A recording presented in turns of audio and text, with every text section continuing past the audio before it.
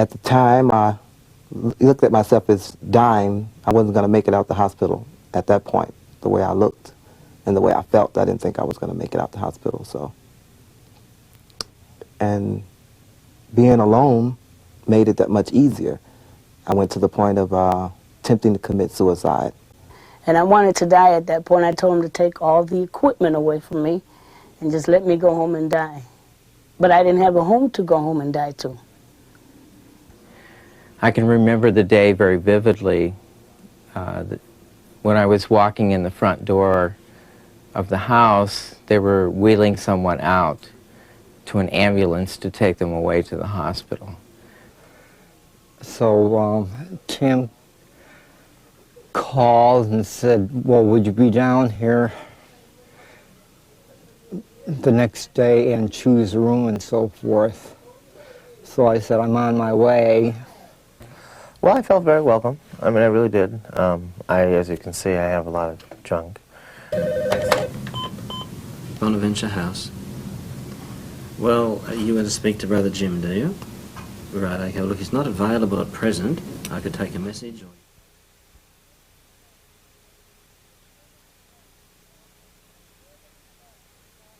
Mere living alone does not isolate a man. Mere living together does not bring men into communion. To live in communion, in genuine dialogue with others, is absolutely necessary if man is to remain human. Okay, let's open it up for old business.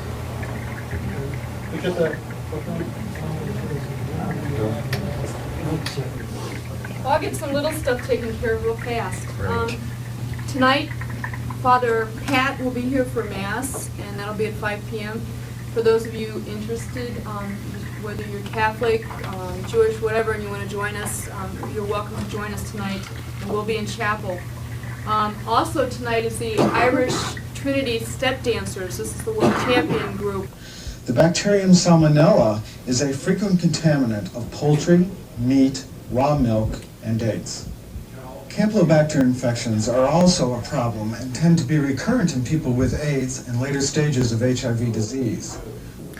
When the AIDS epidemic became a reality, especially in our country, Brother Felix and the Alexian Brothers of the American province of the Alexian Brothers felt a need to move into this area and to accept it as a challenge.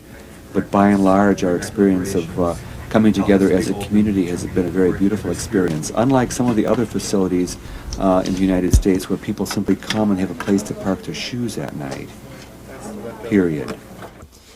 Ideally, when the house was founded, this was supposed to be, in a very real sense, an independent living situation. Now, we've structured a lot of things, a lot of different activities, a lot of different programs around it to make it assisted living. But the concept is still that when residents come here, they need to see this as their home, they need to treat it as their home. When people think of community, they think all of us are jammed in one place, all doing the same thing at the same time, but that's not so. But it could be comparable to a very, very healthy family experience. Kind of a Cadillac experience is what we would want to have in our community. And each one comes from a very diversified background, and so you have a lot of give and take and a lot of tugs and pulls. But our living together brings us together more and more, and there have been some marvelous examples of togetherness in our community, concern for one another, simple things like bringing a tray to someone who's sick. I think one of the things that makes Bonaventure House unique in this community itself is the very fact that it struggles to be a community and not an institution.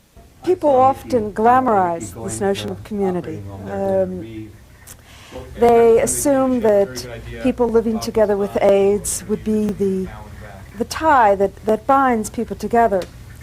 But they forget that there's a tremendous amount of diversity with these 26 individuals trying to live together and trying to make a home for themselves. Dishwashers were on again last night till late, so I would suggest that before you leave the kitchen as the last person, the one who's kind of leading the group that day, check the list on the cabinet that you've done all of those things. That includes shutting off the dishwashers. the house cleaning duties, it appears that it's the same people all the time that are doing it in terms of vacuuming and dusting and watering their plants. We'd like to encourage the rest of you to pitch in. I mean, if all you can do is push the vacuum cleaner or does something, please do, and note it on the sheet that's on the janitor door that you've done it, so we don't end up doing it twice. One cannot deny the inevitable tensions of community life. And in fact, I would say that these tensions are not only inevitable, I think they are absolutely essential in the community that we're talking about. Some of them are indigenous to all communities. One of them is the tension, I think, between the individual and the group commitment, between private self and public self. The struggle for autonomy and personal control versus what inevitably arises in terms of social control. For example, a resident told me, when you invite somebody over for dinner at the house, it's not a private affair. It becomes a public event. The biggest challenge I see is coming to join a community of people where you give up a part of your own individual identity to live as part of a group. So everything changes from this being my house to this being our house.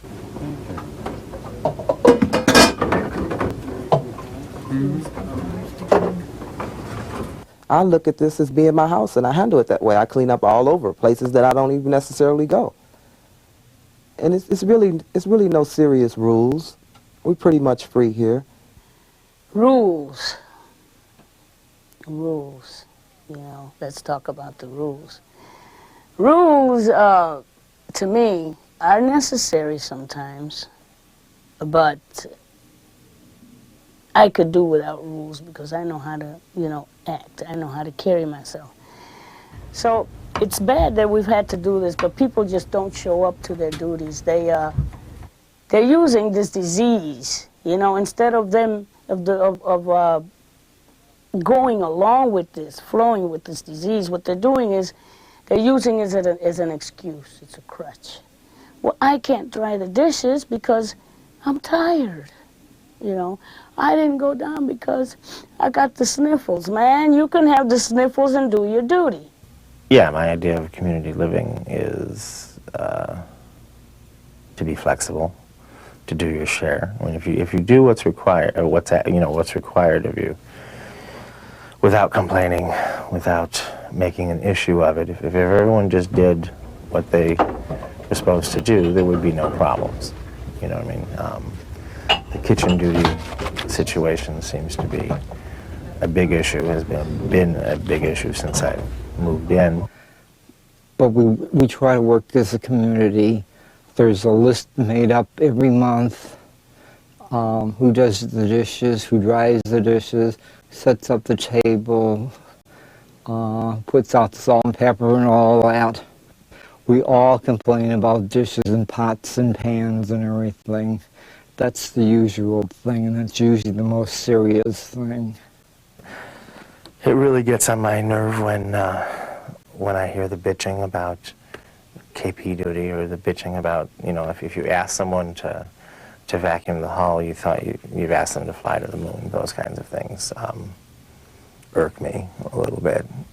I mean, in this environment, because the people are in the house so much, the gossip level is way high. There's not anything else to talk about other than what goes on. So did you hear so-and-so did this or so-and-so did that? Who cares? You know what I mean? I think it is inevitable that you'll have tensions between the group itself, the resident group, and the larger institutional or social structure that's set up for them.